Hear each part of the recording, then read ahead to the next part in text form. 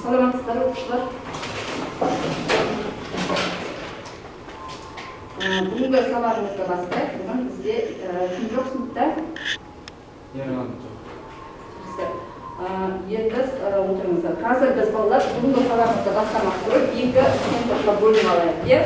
Оның бүгінгі сабағымызға байланысты өршіттілер және де тежегіштер тобы. Орнымыздан тұрып, мына жерде тұрған пачкалардан алыңыздар балалар. Кімге қандай пачка түседі, сол арқылы барып екі топқа бөлініп отырасыздар. Жақсы ма?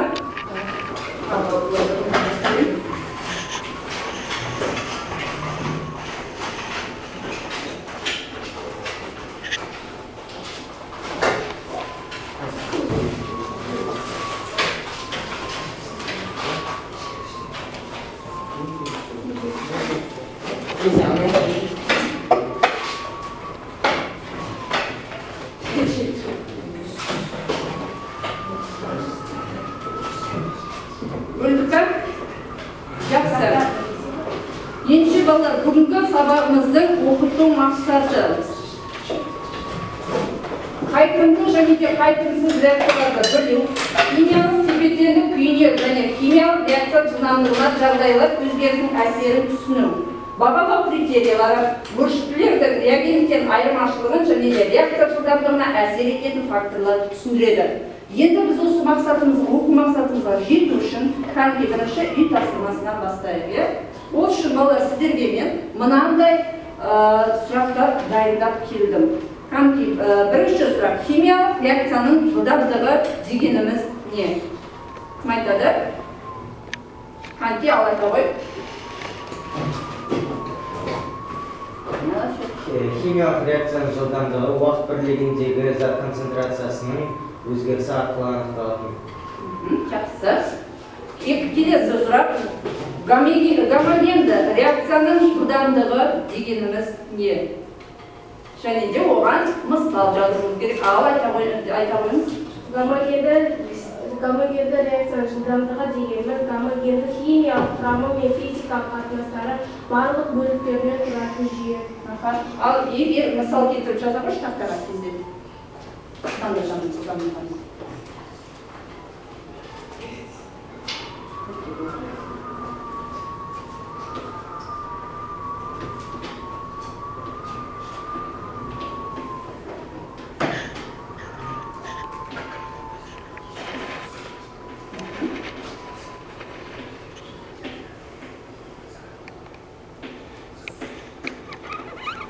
Яғни бұл бізде қандай реакция? Гомогенді реакция деп айтуымызға болады. Жақсы, мысалымыз келтірген. Келесі гетерогенді реакцияның жылдамдығы дегеніміз не? Кім айтады? Ал, егер әрекеттесетін заттар біреуі қатты болса, ол гетерогенді реакция болып табылады. Жақсы. Мысалыңызды жаза ғой.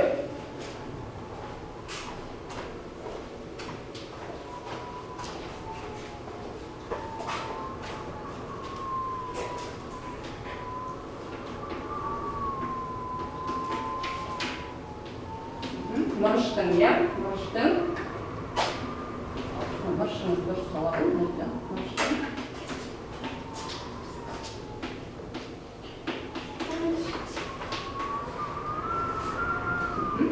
Яғни, не нәрсе мырышпенен көп күш қолмен әрекеттесу нәтижесінде мырыш сульфаты және де анау H2 шығарған жерде. Жақсы.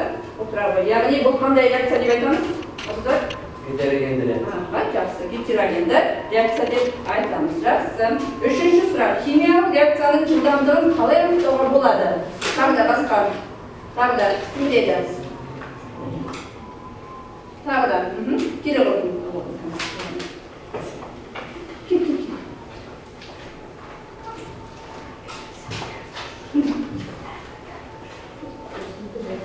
Яғни бұл біздің жалпы не нәрсеміз? Реакция теңдеуіміз, иә?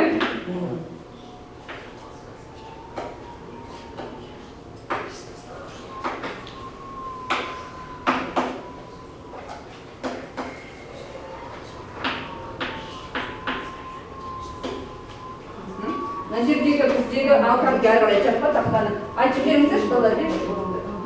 мына В-ның басы кішкене былай болып кеткен. Енді айтыңыздар, ал қайсысы жылдамдық, қайсысы концентрация, қайсысы уақыт? Кім айтып сөйледі, ал айта беріңіздер өздеріңіз.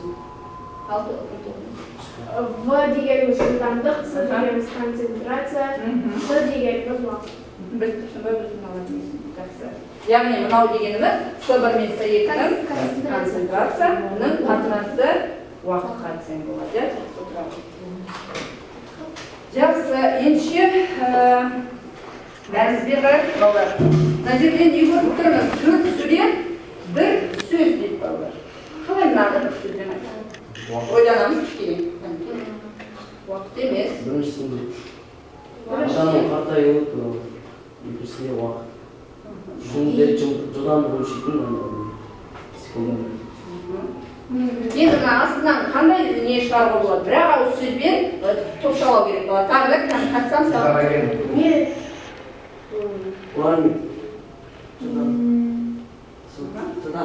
Жақсы, кім аңсар айтам дейді, аңсар айта ғой. Біріншісінде адамның қартаюы, екіншісінде уақыт, үшіншісінде уақыттың тез өтуі, соң барлығын қосып жылдамдық сөз. Барлығы бір жаңағы жылдамдық деген сөз. Жылдамдық деген сөз балалар мынандай сөз шығыпты, жылдамдық деген. Бұның барлығы не үшін айтып тұрсыздар? Бүгінгі біздің Бүгінгі біздің тақырыбымызға байланысты, яғни біздің тақырыбымыз катализатор және де ингибатордың балалар. Яғни тепе-теңдік, ығысу, біздегі барлығы неге жатады? Осы жылдамдықтың тұжырымдамасымен тұспа-тұс келіп тұрады, балалар. Жақсы.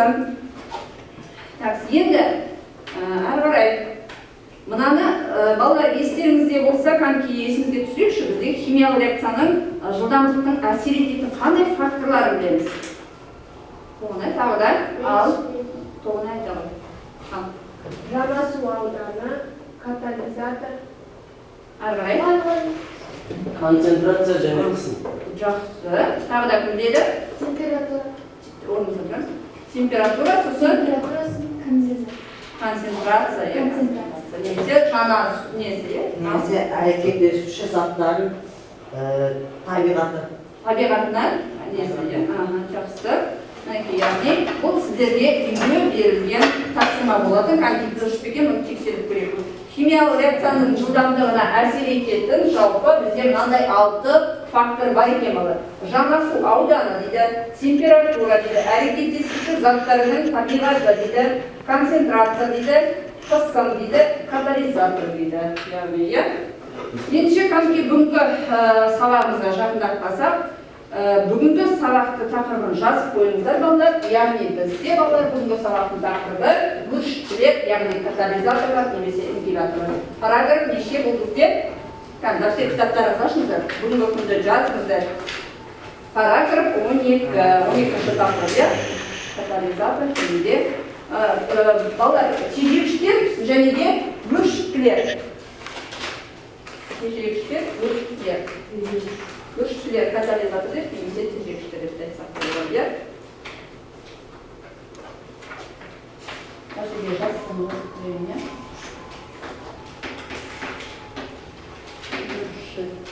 Бөлшектілер және тежегіштер.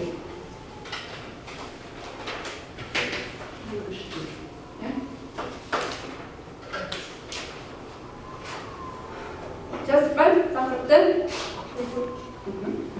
Енді балалар бізде химиялық реакцияны тездететін, бірақ жаңа сіздер айтып өттіңіздер ғой, иә? Балалар жаңағы біздегі жылдамдыққа қандай факторлар бар дегенде сіздер айтып өттіңіздер, мұғалім біз катализатор деген бір сөз айттыңыздар, иә? Естеріңіздер, жалпы сіздер бұл анау 8-ші класстар, 7-ші класстар кездескен болатын, иә? Естеріңіздер болса мүмкін. Енші болса катализатор, ингибатор немесе бөлшектілер, тежегіштер дейміз қазақшасы, яғни есте болып осы білімімізді әрі қарай толықтырамыз балалар. Химиялық реакцияны тездететін, бірақ реакция нәтижесінде жұмсалмай қалатын заттар бөлшектілер, катализаторлар деп аталады. Яғни реакцияны жылдамдатады, бірақ та үшінші зат бір жерде тұрып тұр, бірақ ол көрінбейді. Яғни біздегі тек қана реакцияны істеп тұрады, жылдамдатып тұрады. Қанкеде осыны ережесін жазып қойыңыздар. Жаз. химиялық реакцияны тездететін, бірақ реакция нәтижесінде жасалмай қалатын заттар катализаторлар деп аталады. Мына кітапты көрдіңіз ме? Алып жазыңыз.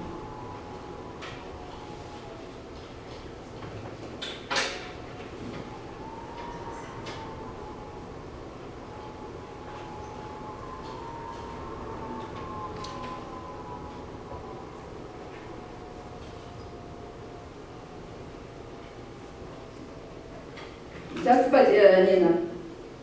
Көрсетілер енді.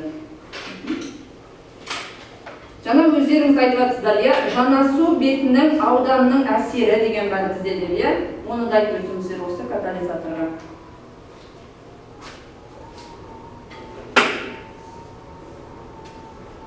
Жасалдық па? Жақсы.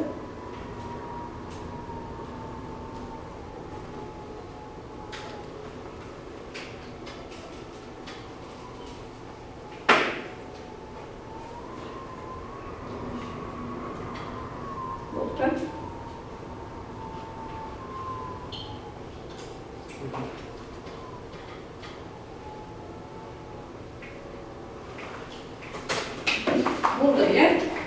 Яғни білейді балар, сутегі тотығы дейді, сутегі тотығы деген естулерің бар ма? Перекис деген нәрсе бар, үйлеріңізде. Қайда көрдіңіздер? Өз недіңіз қайда? Үй жағдайында қолданылатын перекис. Жақсы. Микробтардың Қандай неден? Жарақат? Мысалы, заласыздандыру дейміз ғой, жарасыздандыру үшін қолданамыз, иә? Яғни, егер де қолдарыңызға жарасында жаралы бірдеме түсетін болса, соны зарасыздандырсаңыздар, бұл жаңағы не істейді болар? Яғни, күштер пайда болып, не істей бастайды? Жаңағы микробтарды өлтіреді, жақсы. Енші дейді балар, сутек тотығының солы ертіндіде оттегін бөліп ыдырайды дейді, жаңағы біздің сутек тотығымыз. Дегенмен, бөлме температурасында реакция өте баяу жүретін соншалық тіпті ертінді тұрақты деп санауға болады дейді, яғни.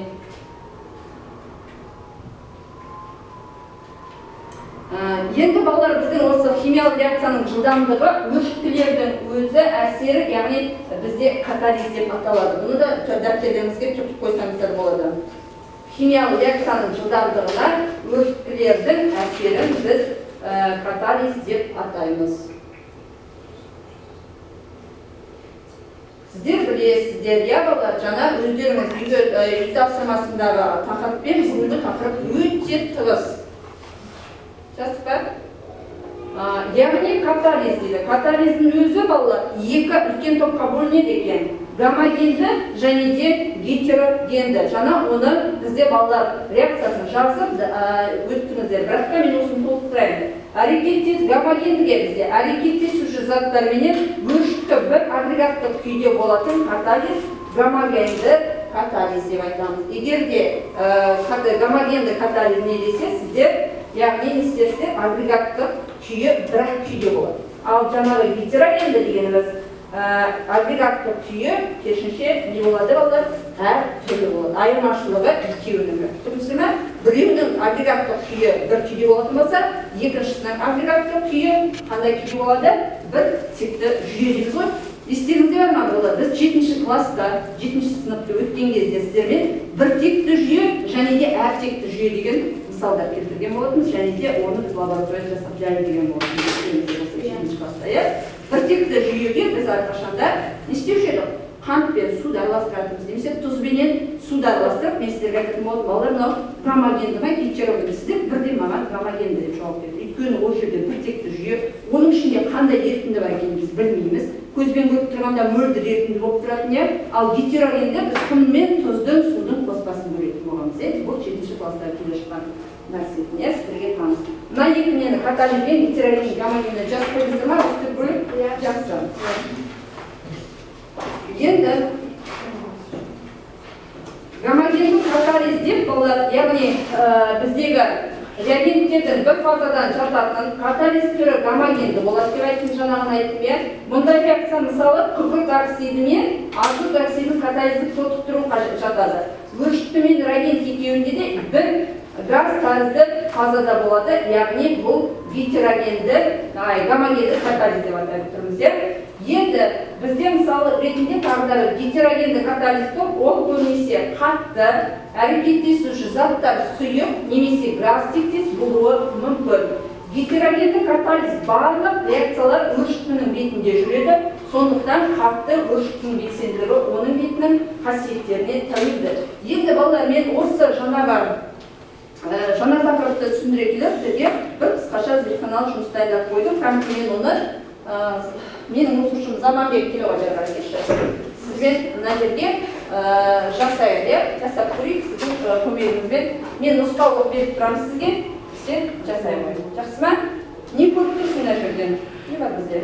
H2O2 перекис бар, жаңа водород, яғни несі бар. Бізде мынандай тұста, мынаны жайылысы мен сіздерге көрсету үшін таныс бар, мына отыз? Бәріңізге таныс, үйлеріңізде перекис деген зат бар біздің үйімізде. Жақсы, мынандай экспаспектив дайындап қойдым. Жақсы, сонымен қатар марганец саксиді, жақсы. Енді осы сынаулар тұр, және де мінекей қасықтар тұр сенде, ұстағыш тұр, әрине. Сынауға салып, жаңағы марганеціңді нұсқаулық бойынша, яғни не істеуге болады, бұл жерде H2O2-ні қосып көбейтілді. Мына жерден қостай көпей. Таза саналады. Кішкене ғана салып, сынауын қыстай түсті.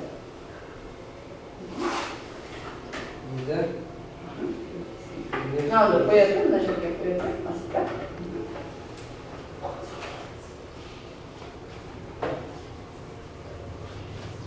Ана мен алғаш бізді қысық кішкене жоғары етсеңіз.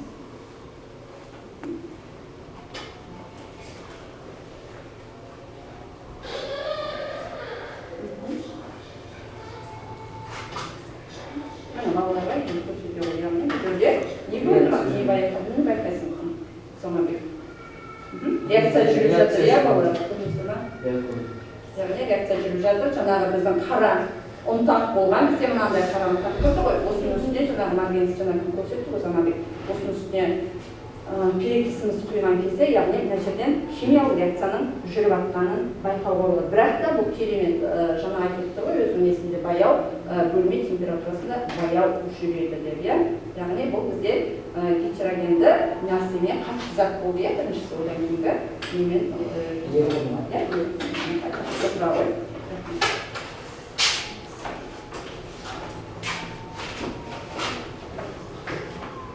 түсініп ба балалар? Жақсы. Ендеше тежегіштер ингибаторлар, яғни балалар бізде қарама-қарсы, осы катализаторға қарама-қарсы тежегіштер деген заттар бар. Оларды біз басқа немен ингибаторлар айтамыз. Химиялық реакцияларды баяулататын заттар, бұл заттарға металдардың жіберілуі, тамақ өнімдерінің отындардың, жаға жанармайдың тотығуы, мономерлердің полимерлері жатады яғни бізде. Мысалы, аспирин және де соған ұқсас дәрілерде терапевтік әсері нақты фермент, циклогексигеназаны дейді, яғни шектеу әсеріне негізделген. Кейбір ферментке оның каталитикалық белсенділігін азайту мақсатымен әсер ететін кез келген молекула тежегіштер деп аталынады. Мысалы, сіздерге осы жаңағы катализатор менен ингибатор екеуін салыстырмалы түрде қарап балалар, яғни мынандай тапсырмалар бергім келіп тұр сіздерге. Дейді, суретті пайдалана отырып дейді, сіздердің алдарыңызға екі сурет тұр, иә балалар, қарталарыңызға көрсіздер ме? Масықпайын қойдан.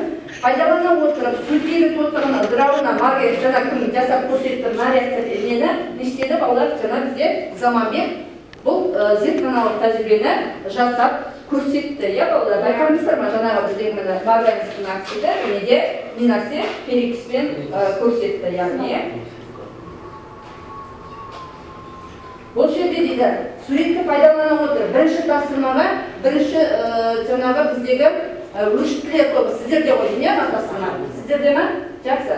Суретті пайдалана отырып, дейді, сутегі тотығының ыдырауына, марганецтің төрт оксиді реакциясының жылдамдығына әсерін түсіндіріңдер, дейді. Марганецтің төрт оксидінің қосқанда не себептен сынауықта газ қатынды бөлінді?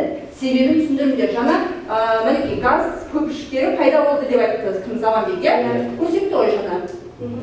Яғни мұршыт пен реагентпен айырмашылығын түсіндіңіздер дейді. Ал бұл бірінші топ сіздердің тапсырмаларыңыз, иә? Екінші топ сіздердің алдарыңызда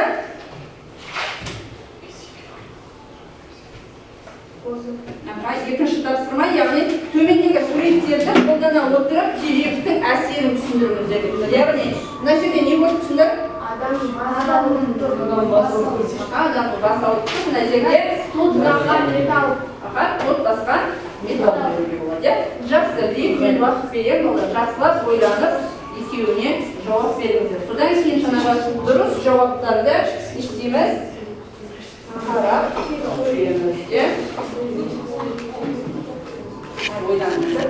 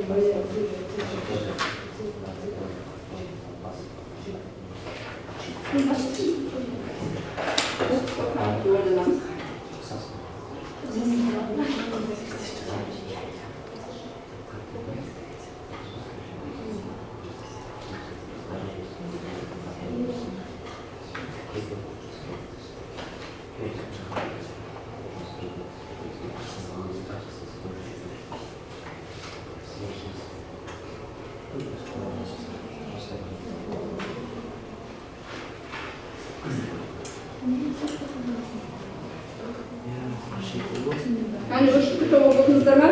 Evet.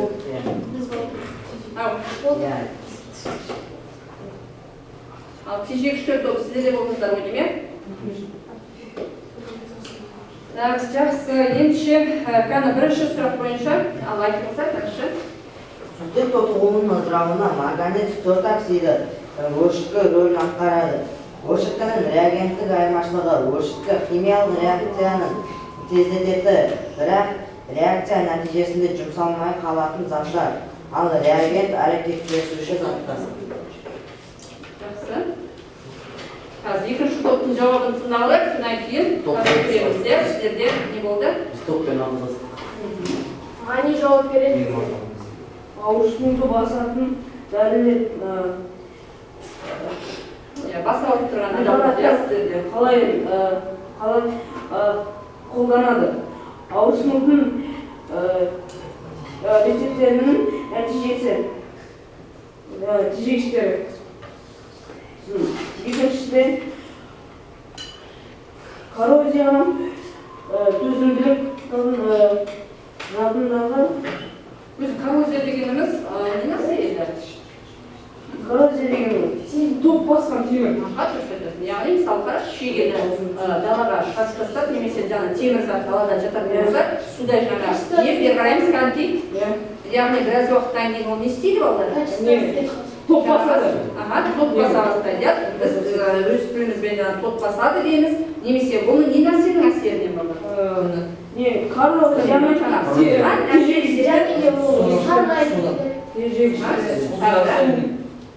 Жақсы. Біраз Иә.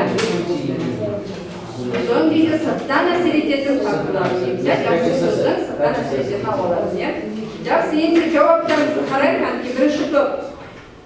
Екінші жаңағы тежегіштер тобының жауабы не дейді? Ауырсынуды басатын дәрілік препараттар қолданылады. Ауырсыну рецепторларының, яғни не нәрселері балалар? Яғни бастарыңыз ауырса дәрі ішсеңіздер, біраз уақыттан не істейді ол балалар? Жақсы, енді коррозияға төзімді жабындар қолданады, коррозия тежегіштер дейді. Балалар осыны қалай түсінесіздер кішкене? Айтып жөнесізші? Мысалы, мынандай тот баспау үшін, мысалы, қараңызшы, тек қана жалаңаш темірді алып кетіп, бір нәрсеге пайдалана берсеңіздер, ол біраз уақыттан жаңа факторлар әсерінен не істейді, тот басып кетеді. Бірақ та осы факторларды болдырмау үшін не істейміз, біз жаңағы ингибатор дегеніміз өзі содан туындап отырған нәрсе, тежегіштер дегеніміз. Әртүрлі немен қаптаймыз? Жабындармен қаптаймыз, сырттармен не істейміз? Қаптаймыз, жабындармен сіздерде қарсыңыздар, сіздерде біліп отыруларыңыз керек. Яғни бояуға болады, сырлап қоюға болады. Мысалы, темір есікті алып келіп орнатқаннан кейін бояп қойсаңыздар, олардың несі біраз уақытта түсіп кетпей, жаңағы от баспайды деген сияқты. Міне ингибатор тежегіштер дегеніміз осы әртүрлі жаңағы жабындарды қолданамыз деп тұрғанның өзі сол болды. Яғни жабындар дейді әртүрлі лақтауға болады, бояуға болады немесе тағы сонымен қатар бізде жаңағы әртүрлі металдар бар ғой, қолданып не істейміз? Перғараймыз ақсар. Қолдана отырып не істейміз? Қаптап жаңағыдай бөлінбеуге әрекет жасаймыз. Әйтпесе барлық металдың барлығы бізге тіске жарамсыз болып кетеді. Жақсы, бұл бірінші тежегіштер тобының сұрағы болған. Екінші топтың несін көрейік қазір, дұрыс жауабы. Сутек тотығу ыдырауына марганецтің оксидінің өршіткірлі рөлін атқарады дейді. Өршіткінің реагенттен айырмашылығы өршіткі химиялық реакция тездететін, бірақ реакция нәтижесіне жұмсалмай қалатын заттар, ал ол реагенттен айырмашылығы, яғни әрекеттесуші заттар. Мына жерде жаңа жазғанда мына екеуі не нәрсе? Нәрселер? Реагенттер болып табылады. Ал жаңағы біздегі үшінші неміз жаңағы катализатор дегеніміз мүлдем өзі реакцияны жүргізіп тұр, мына реакцияны жылдамдатып тұр балалар. Бірақ та ол реакцияға қатыспай тұр, көрініп тұрған жоқ бұл реакция. Мысалы, мына жерде басқа бір қосылыс болуы мүмкін, бірақ та мына жерде ол істелінбейді. Мүлдем жазылмайды. Реакцияны тек жылдамдату керек. Бізде тез жүреді. Жаңағы өздеріңіз айтып отырған табиғатына қарай, жаңағы өзінің қысым, температурасына қарай реакциялар кейбіреу жылдам жүруі мүмкін, кейбіреу мүлдем жүрмей қойып. Жаңа мысалы немен жасап өткенде бөлме температурасында баяу жүріп тұр біздегі реакциямыз. Осыны айтып тұрмыз. Жақсы ма? Жақсы. Ендеше балалар бір-екі есеп шығарайық. Бір топқа тежегіштер тобына және де өршіткілер тобына екі есеп берілген. Мына жерде берілгеніңіздер қаншық дәптерлеріңізге жазыңыздар, берілген есептін жазғаныңыздар. Әркім өзі жұмыс істейді. Оқып тобына есептен берген оқшы. Оқы нәтижеде. Тұз қышқылы бар стаканға жалпы массасы 1,5 грамм күміс пен никель құймасы салынды. 0,2 литр сутек бөлінген соң құйманың қалған бөлігі бөлініп алынады. Құйманың қандай бөлігі қалды? Массасы қанша? Бұл жерде не табу керек болып тұр? Бізге массасын табу керек болып тұр. Жақсы, өршіткілер тобына біреу. Берғаныңыздар. Кім оқитын ана? Берілген оқып жүр шықырма, қақ назар.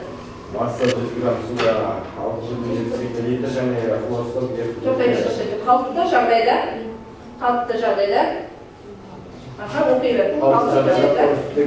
Осы арналған еркіндісі тұз қышқылының массалық үлесінің пайызбен есептейді. Пайызбен есептеп шығарыңыздар дейді. Ал жақсы, қанши? Әркім өз орында отырып шығарып, содан кейін тақтаға шығаратындарыңыз шығарыңыз қанши.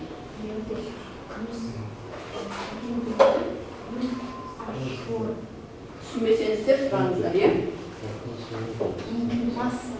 Әшер не болды? Көрінбей ма?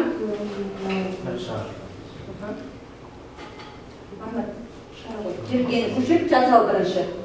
Берілгені көшіп жазал. Қосылыңдар, берілгені.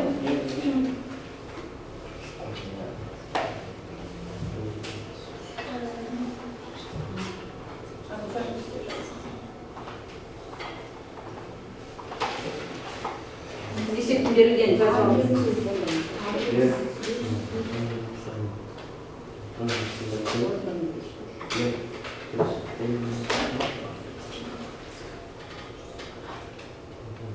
Көрініп тұрма болар?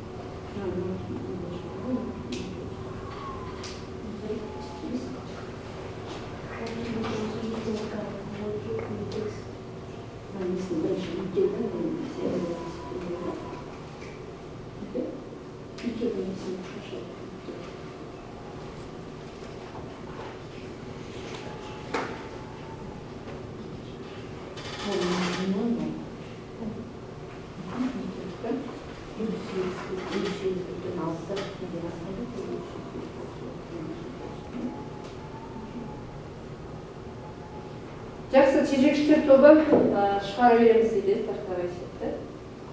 Болған сәт көреген бар. Көрсін бе? Шығарып бір Шығар.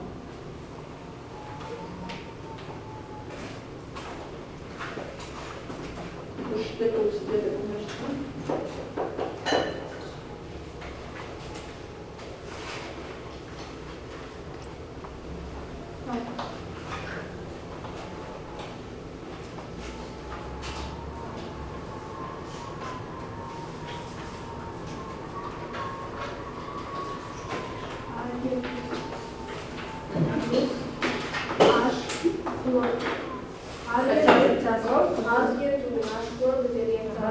Школа, бізде түскі школа, ясно, жазып қой, намыс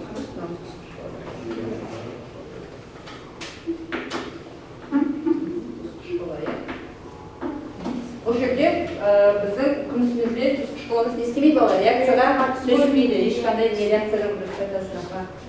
Несі қарасаңыздар,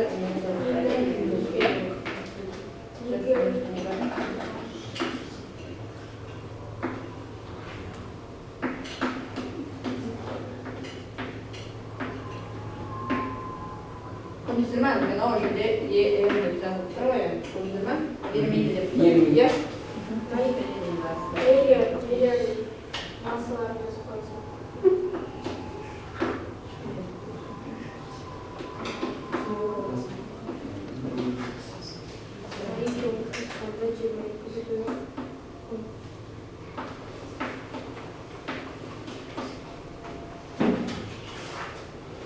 Жиырма екі бүтін оннан төрт литр моль болып тұр, иә?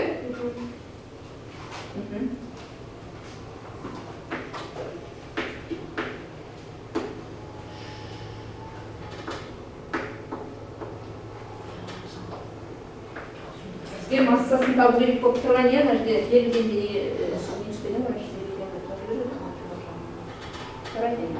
бізге массасын табу керек болғанбыз.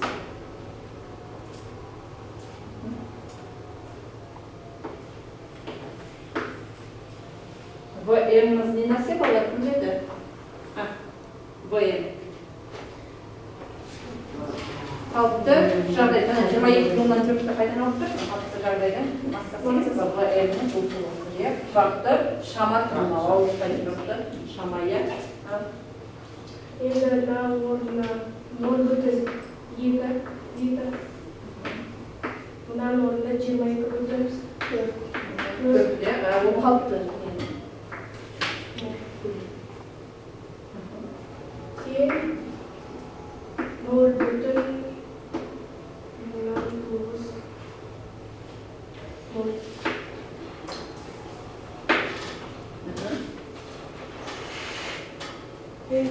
Реакция теңдеу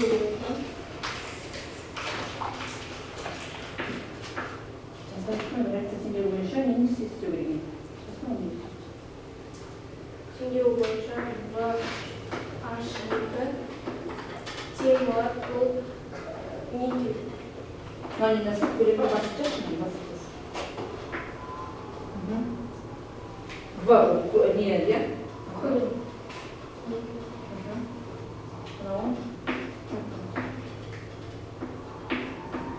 Жазып отырамыз, балалар жазып отырамыз. Сіздер, нәрселерді не сендер жазып, нәрселер тоқсын, нәрселер жазған болды.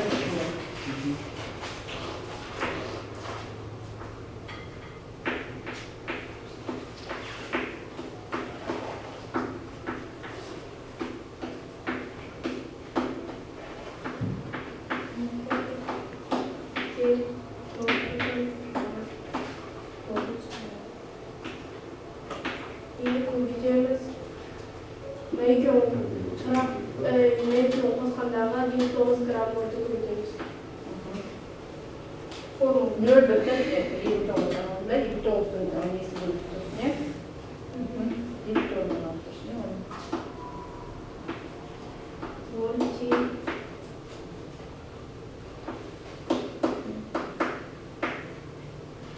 Krem. Çok şamanın altı. Çok sayılağında 420'de. Büyükmen 73'te. 22. Başkasında 73 neyse ister ya 73'te. Yapıyorsan 73 neyse hani. Sıçın. Bizden etabımız değil, en sonunda kelip nasip, bizge ne nasip? Ne nasip? Aha, kümüspenen, yeni bir etabımız gerek. Massası kaldı. Ne nasip yani? Massa ya. Ve postalı. Hayır, günü biz ana bastak önede süt balığı yer. Sütünden Niker'in esini aldık. Biz janardan neyini koyduğumuz ya. Jalpı massanı olmamız ya. Nikel massası. Bir bütün 100 gram kubikliğe bol azaytılgan Bütün bizde bastakta da külü verirken bana bağlar. Nanti bastakta ne diye bize massası bir bütün 5 gram verirken nanti massası diye. Sonra düşünürüm. Vay sağ Buna bize Hayda çıktı o. Naike kubik Ha, o ekiyonu koyup sen zaten işlerimine, ay kulemeye, malarlık massanın kubik sınırı sen ne aldı ya? Tamam.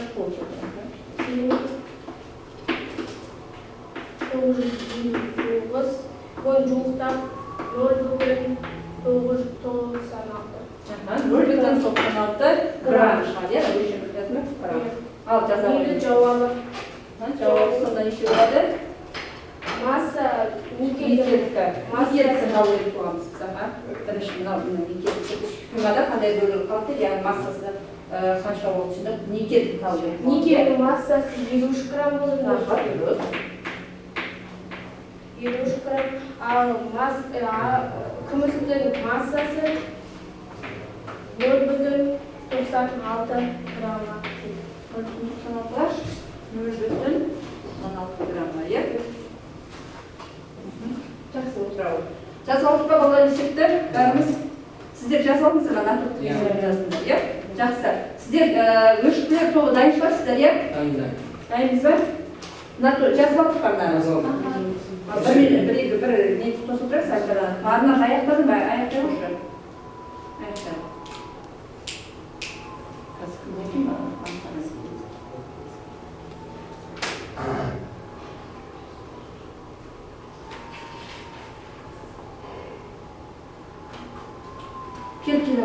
Екінші топтың, яғни өршіктілер тобының есебін көрейік.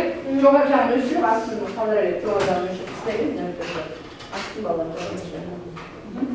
Мен ана өшіріп, борымен өшіріп. Астын жағын қойып, кішкене өшіріп.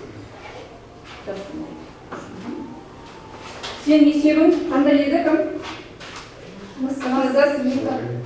Массасы. Оқы жеш, как назар бер бірақ. Оқыдық па біз оқыдық, е? Массасы Массасы 100 грамм деген,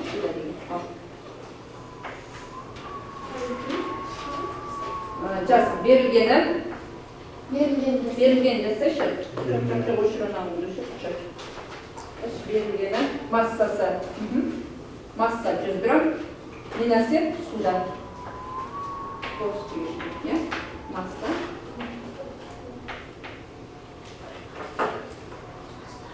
астына жазсайшы анан астына жаз масса тең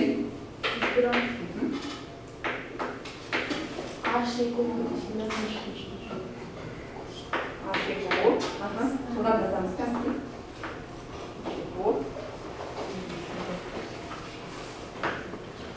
Ашику. Сосын кейін В көлем 6,72 литр деді. В көлем. Кейін 6,72 литр деді. 6,72 литр болып жазамын. Бізге табу керектің массалы өсі омега пайызбен омеганы табу керек.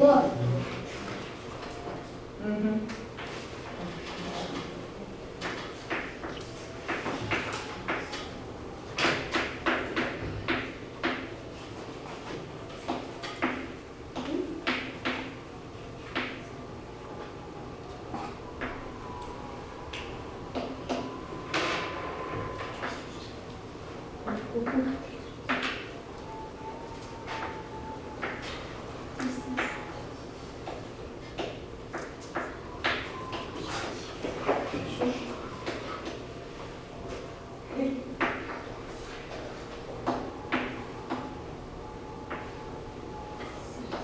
көлемі түскі школының көлемін тауып тұр жерде, иә? Неше шығып тұр? Түскі школының 100 граммды 0,15-ге көйіп шығарып, иә?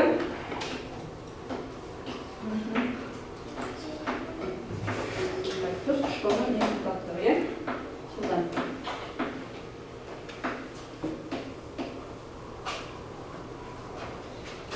Ал, жасай бер, жағынан жазып школының.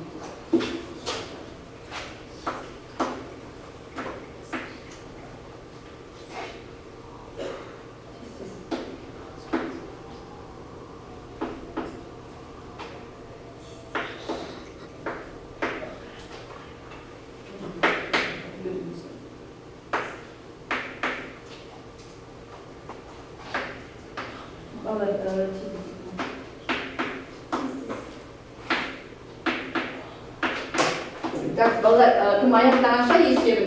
Мен сіздерге мынандай стикер тарап берейінші. Бүгінгі сабақта не ұнады, не бізге қандай не болды, осыдан есепса деген мынау жерде не тұр ғой. Соған жазып, қазір өздеріңізді оқыңыздарды естеңіздер, сеспес. Бір ауыз сөзбен өздеріңізге осы бүгінгі сабақта маған осы неңіз ұнады, осы жерде деген сияқты жазамызда. Болды па? Назар? Ойлайме? Бұл бәрімізге беріп ме? Өз ойларыңызды балалар. Бүгінгі өткен сабақта қандай нелер алдық? Бүгінгі сабаққа балалар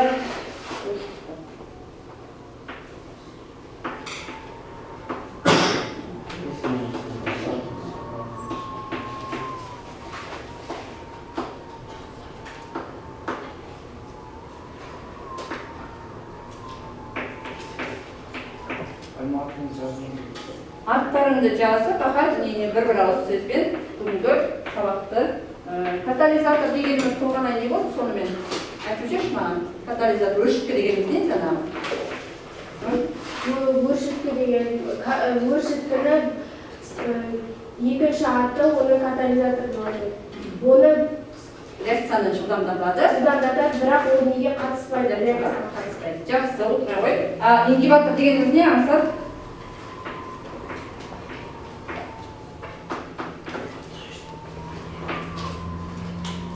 Ал ендеше жаңағы нелеріңізді жазыңыздаршы. Мынау жаңағы шынды хақназардың несі, яғни есебі, иә? Аңсат, бір-екі ауыз сөзбен жаңағыдай оқып жеріңіздер. Бүгінгі рефлексияға археологияға қарап жақсырып қойып беріңіздер жылдам. Бүгінгі сабаққа қазір балалық істейді.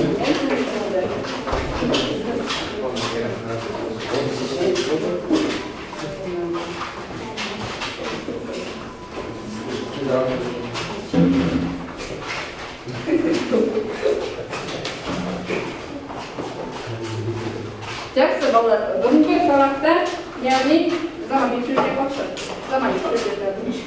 бүгінгі сабаққа Толғанайға жақсы 8 балл, Заманбекке 9 балл, Абузар 8 балл, Хақназар 9 балл, кім 8 балл, Сабина, Аңсар кешір 9 балл, кімге анжақта Ғани 7 балл, және де кім 6 балл. Кім бір ауыз, бір ауыз сөзіңді оқып жүр, содан кейін үй тапсырмасын алайық балалар, иә? Оған бүгін барлығы ұнады. Мен температура, қысым концентрациясы және тағы да басқаларды үйрендім. Жақсы. Тағы да кім не жазыпты ана жерде? Бекола Арнат. Бұл сабақта маған барлығы ұнады дейді. Әсіресе зертханалық жұмыс. Зертханалық жұмыс деген жақсы. Бүгінгі үй жұмысына 12-ші тақырыпты оқимыз, 2-ші деңгейдегі ісі 3-ші есеп. Жақсы балалар, сау болыңыздар.